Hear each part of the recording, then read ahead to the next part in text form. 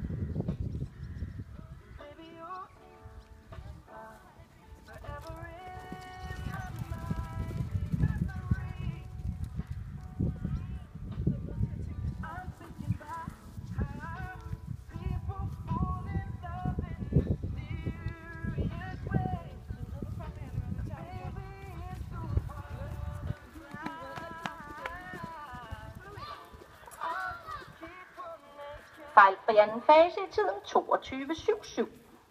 Så er det Laura og Irish Pleasure, vi får på banen.